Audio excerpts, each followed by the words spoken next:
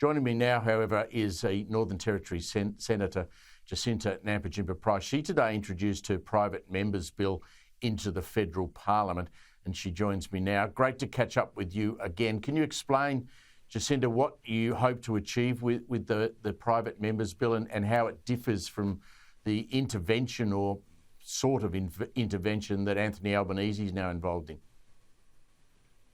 Sure. Well, basically, the purpose of my bill is to protect Territorians.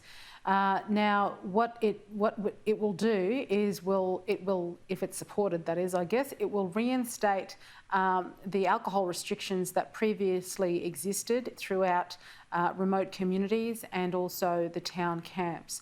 And then it provides those communities who want to have alcohol in their communities to opt out of that. But the process around that involves the development of an alcohol management plan.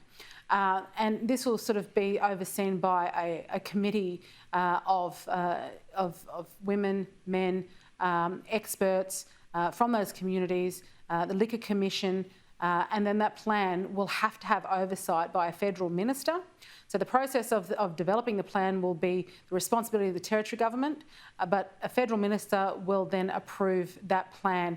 And then there will be measures in place to monitor what goes on in those communities. So, for example, if rates of the school attendance drops, if there are increased rates of assault, alcohol-related assault in those communities, then that minister would have the power to revoke that alcohol management plan. But it is, there makes no mention of Indigenous people, because this approach has to be about protecting all Territorians. And I guess that's the difference between the previous approach, but also what the Territory Government is proposing, and the fact that the Federal Labor Government are quite happy to put all responsibility back into the hands of Chief Minister Natasha Fyles, I think is absolutely is ridiculous to attempt to do that after their repeated failures previously. Jacinta, I've never asked you this before. I mean, Jacinta Fyles seems to say that alcohol bans are racist and that they divide communities along colour lines in saying who can drink and who can't drink. What's your actual view about imposing a ban on alcohol in a community if that community wants to drink? You did call her Jacinta Fyles. I think you meant Natasha Fyles, I'm pretty sure.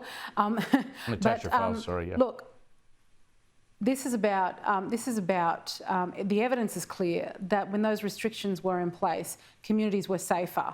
And until such time as people in those communities understand how to live with alcohol responsibly, then they shouldn't have alcohol within those communities. And this is about protecting our most vulnerable. I know the ridiculous thing is that she's proposing to put in these bans herself after calling it racist. This is, a race-based policy right up to the very last point, and she's had to do a backflip, embarrassingly. And it's also been what the communities have been calling for. Vulnerable people in the communities have been calling for this. The 9 organisations that wrote to Minister Linda Burney back in June warned of the horror that would come as a result of lifting those bans. This is what has been working previously for those vulnerable communities, and so it needs to be put in place until even further policies can be developed and education can be applied so that people can begin to understand what it means to have responsible drinking across the board. A lot of us speak about this problem, but not many of us live there, unlike you. Do you have confidence that Linda Burney is the right minister to fix these issues? Not particularly, hence why my bill doesn't propose that it is necessarily the Minister for Indigenous Australians that makes approval, but the relevant minister can do that. I think there's been a failure from Minister Burney to actually listen to those voices on the ground.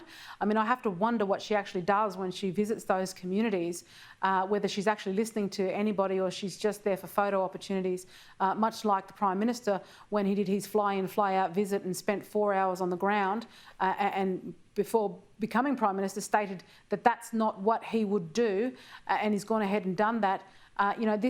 This response deserves a bipartisan approach, really, but it's an effort by both the federal and the territory government, with oversight from the federal government, to monitor the circumstances on the ground. My bill also provides the opportunity for a Senate inquiry, a review to be held after 12 months, which I think is really important, to see if it's working. They're the sorts of things that I've been working on this since August now.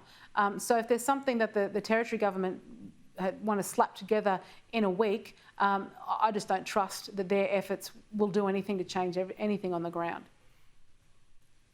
Well, we've got such great admiration for you. I think what makes what you do so important is that you are a local, and locals are the ones that know what the real problems are. Fly-in, fly-outs, well, they've got no idea. Again, Senator, more power to you. Let's hope that you get some support for that bill, and we appreciate, as always, you joining us. Thanks very much.